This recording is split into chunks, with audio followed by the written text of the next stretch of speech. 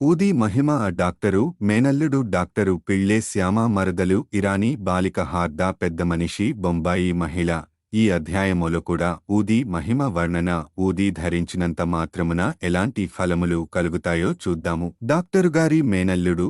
నాసిక్ జిల్లాలోని మాలిగాంలో ఒక డాక్టరు ఉండేవారు. ఆయన వైద్యంలో పట్టభద్రులు. వారి మేనల్లుడు నయం కానటువంటి రాచకురుపుతో బాధపడుతూ ఉండేవాడు. డాక్టరుగారితో పాటు ఇతర డాక్టర్లు కూడా నయం చేయడానికి ప్రయత్నిస్తూ ఉన్నారు. ఆపరేషన్ చేశారు, కానీ ఏమాత్రం మేలు జరగలేదు. కూరవాడు అమితంగా బాధపడుతూ ఉన్నాడు. బంధువులు, స్నేహితులు తల్లిదండ్రులను దైవసహాయం కోరుకోమన్నారు. షిరిడీ సాయిబాబాను చూడమన్నారు. వారి దృష్టితో అనేక కఠిన రోగాలు నయమయ్యాయని బోధించారు. తల్లిదండ్రులు షిరిడికి వచ్చారు. బాబా పాదాలకు సాష్టాంగ నమస్కారం చేశారు. కుర్రవాణ్ణి బాబా ముందు ఉంచారు. తమ బిడ్డను కాపాడమని అధిక వినయంతో, గౌరవాలతో వేడుకున్నారు. దయార్ద్ర హృదయుడైన బాబా వారిని ఓదార్చి ఇలా అన్నారు: ఎవరైతే ఈ మసీదుకు వస్తారో వారు ఎప్పుడూ ఈ జన్మలో ఏ వ్యాధిచేత బాధపడరు కనుక హాయిగా ఉండండి. కురుపుపై ఊదిని పూయండి. ఒక వారం రోజుల్లో నయమవుతుంది. దేవునియందు నమ్మకం ఉంచండి. ఇది మసీదు కాదు, ఇది ద్వారవతి. ఎవరైతే ఇందులో కాలు మోపుతారో వారు ఆరోగ్యాన్ని, ఆనందాన్ని పొందుతారు. వారి కష్టాలు గట్టెక్కుతాయి. వారు కుర్రవాణ్ణి బాబా ముందు కూర్చుండబెట్టారు.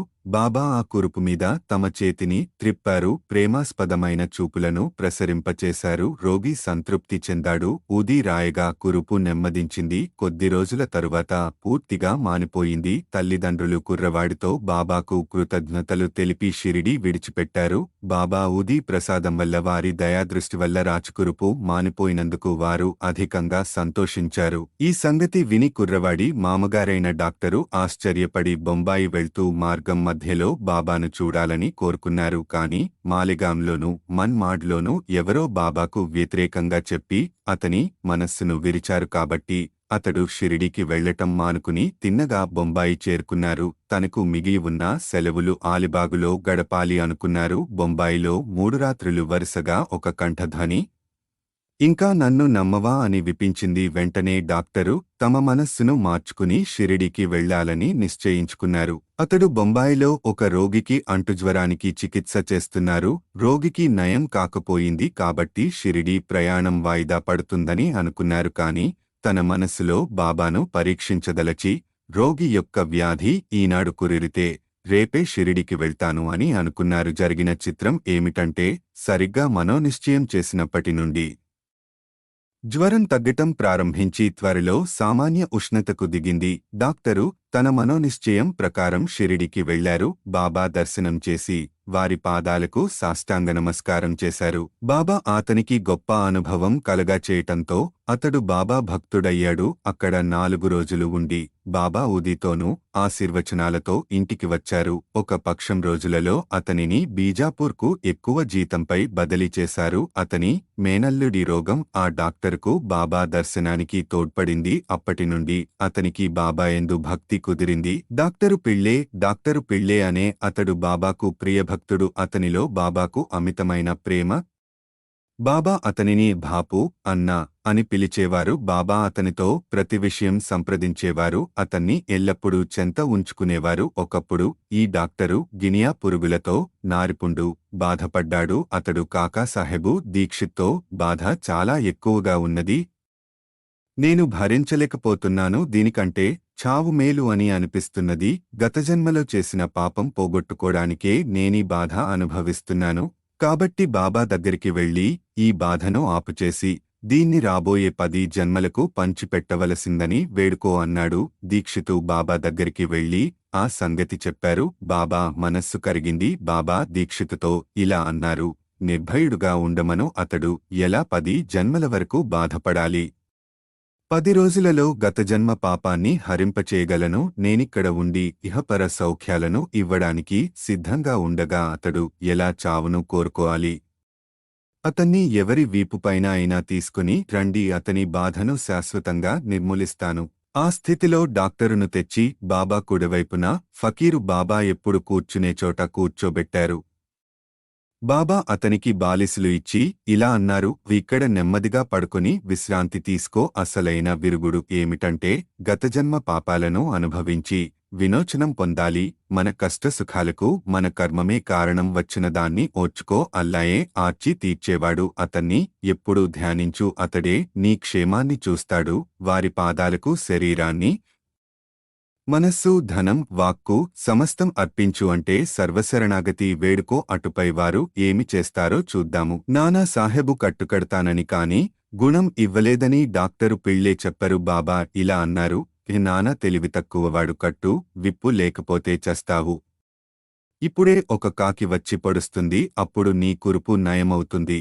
ఈ సంభాషణ జరుగుతుండగా అబ్దుల్ వచ్చి మసీదు శుభ్రం చేసి దీపాలు బాగుచేస్తుండగా అతని కాలు సరిగ్గా పిళ్ళే కురుపు మీద హఠాత్తుగా పడింది. కాలు వాచి ఉంది. దానిపై అబ్దుల్ కాలు పడగానే అందులో నుండి 7 పురుగులు నొక్కబడి బయటపడ్డాయి. బాధ భరింపరానిడిగా ఉండింది. డాక్టరు పిళ్ళే బిగ్గరగా ఏడ్వసాగారు. కొంతసేపటికి నెమ్మదించింది.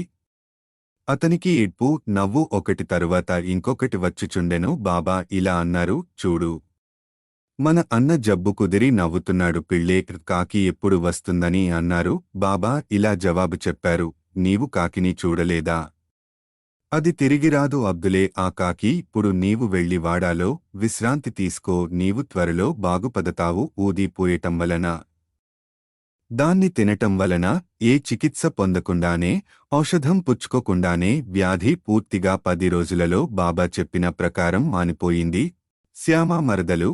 శ్యామ తమ్ముడు బాపాజీ సాపుల్ విహిర్ దగ్గర ఉండేవాడు. ఒకరోజు అతని భార్యకు ప్లేగు అంటుకుంది. ఆమెకు తీవ్రమైన జ్వరం వచ్చింది. చంకలో 2 బొబ్బలు లేచాయి. బాపాజీ శ్యామ దగ్గరికి పరుగెత్తి వచ్చి సహాయపడమన్నాడు. శ్యామ భయపడ్డాడు. కాని యథాప్రకారం బాబా దగ్గరికి వెళ్లాడు. సాష్టాంగ నమస్కారం చేసి వారి సహాయం కోరాడు. వ్యాధిని బాగుచేయమని ప్రార్థించారు. తన అమ్ముని ఇంటికి వెళ్లడానికి అనుజ్ఞ ఇవ్వమన్నారు.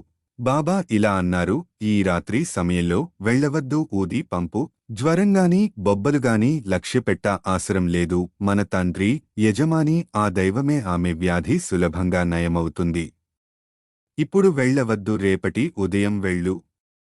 వెంటనే తిరిగిరా. శ్యామకు బాబా ఉదయందు సంపూర్ణ విశ్వాసం ఉంది. బాపాజీ ద్వారా దీన్ని పంపారు. బొబ్బలపై దాన్ని పూసి కొంత నీళ్లలో కలిపి త్రాగించారు. దాన్ని తీసుకున్న వెంటనే బాగా చెమట పట్టింది. జ్వరం తగ్గింది. రోగికి మంచి నిద్ర పట్టింది. మరుసటి ఉదయం తన భార్యకు నయమవటం చూసి బాపాజీ ఆశ్చర్యపడ్డారు. జ్వరం పోయింది. బొబ్బలు మానాయి. మరుసటి ఉదయం శ్యామ బాబా ఆజ్ఞ ప్రకారం వెళ్లగా ఆమె పొయ్యి దగ్గర తేనీరు తయారు చేస్తూ ఉండటం చూసి ఆశ్చర్యపడ్డారు. తమ్ముణ్ణి అడగ్గా బాబా ఊది ఒక్క రాత్రిలోనే ఆ బొబ్బలను బాగుచేశాయని అన్నారు. అప్పుడు ఉదయం వెళ్ళు, త్వరగారా అనే బాబా మాటల భావం శ్యామ తెలుసుకోగలిగారు. టీ తీసుకుని శ్యామ తిరిగి వచ్చారు.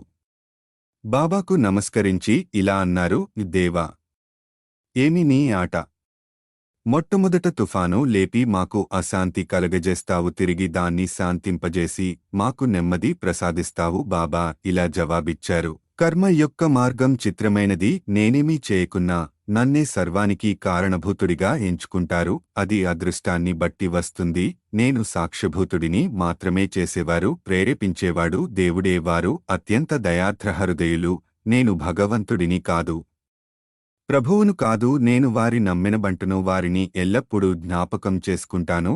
ఎవరైతే తమ అహంకారాన్ని ప్రకక్కుతోసి భగవంతునికి నమస్కరిస్తారో, ఎవరు వారిని పూర్తిగా నమ్ముతారో వారి బంధనాలు ఊడి మోక్షాన్ని పొందుతారు. హార్దా పెద్దమనిషి. హార్దాపుర మధ్యపరగణాలు నివాసి అయిన వృద్ధుడొకరు మూత్రకోశంలో రాయితో బాధపడుతూ ఉండేవాడు. అలాంటి రాళ్లు ఆపరేషను చేసి తీస్తారు కాబట్టి ఆపరేషను చేయించుకోమని సలహా ఇచ్చారు. అతడు ముసలివాడు, మనోబలం లేనివాడు. ఆపరేషనుకు ఒప్పుకోకుండా ఉన్నాడు. అతని బాధ ఇంకొక రీతిగా బాగు కావలసి ఉంది. ఆ గ్రామపు ఇనాముదారు అక్కడికి రావటం తటస్థించింది. అతడు బాబా భక్తుడు. అతని దగ్గర బాబా ఊది ఉంది. స్నేహితులు కొందరు చెప్పగా వృద్ధుని కుమారుడు ఊది తీసుకుని దాన్ని నీళ్లలో కలిపి తండ్రికి ఇచ్చాడు. 5 నిమిషాలలో ఊది గుణాన్ని ఇచ్చింది. రాయి కరిగే మూత్రం వెంబడి బయటపడింది. వృద్ధుడు శీఘ్రంగా బాగయ్యారు. బొంబాయి మహిళ కాయస్థప్రభు కులానికి చెందిన బొంబాయి స్త్రీ ఒకామె ప్రసవించే సమయంలో ఎక్కువగా బాధపడుతూ ఉంది. ఆమె గర్భవతి అయిన ప్రతిసారి అమితంగా భయపడుతూ ఉంది. ఆమెకి ఏమీ తోచకుండా ఉంది. బాబా భక్తుడు కళ్యాణ్ వాస్తవ్యుడైన శ్రీరామమారుతి ఆమెను ప్రసవించే నాటికి షిరిడీకి తీసుకుని వెళ్లమని సలహా ఇచ్చాడు. ఆమె గర్భవతి కాగా భార్యాభర్తలు షిరిడీకి వచ్చారు. కొన్ని మాసాలు అక్కడ ఉన్నారు. బాబాను పూజించారు. వారి సాంగత్యం వలన సంపూర్ణ ఫలాన్ని పొందారు. కొన్నాళ్లకు ప్రసవవేళ వచ్చింది. మామూలుగానే యోనిలో అడ్డు కనిపించింది. ఆమె అమితంగా బాధపడింది. ఏమి చేయడానికి తోచకుండా ఉంది. బాబాను ధ్యానించారు. ఇరుగు పొరుగువారు వచ్చి బాబా ఊదిని నీళ్లలో కలిపి ఇచ్చారు. 5 నిమిషాలలో ఆ స్త్రీ సురక్షితంగా ఎలాంటి కష్టం లేక ప్రసవించింది. దురదృష్టం కొద్దీ చనిపోయిన బిడ్డ పుట్టింది. కాని తల్లి ఆందోళన, బాధ తప్పిపోయాయి. బాబాకు నమస్కరించి వారిని ఎల్లకాలం జ్ఞాపకం ఉంచుకున్నారు. 34వ అధ్యాయము సంపూర్ణం.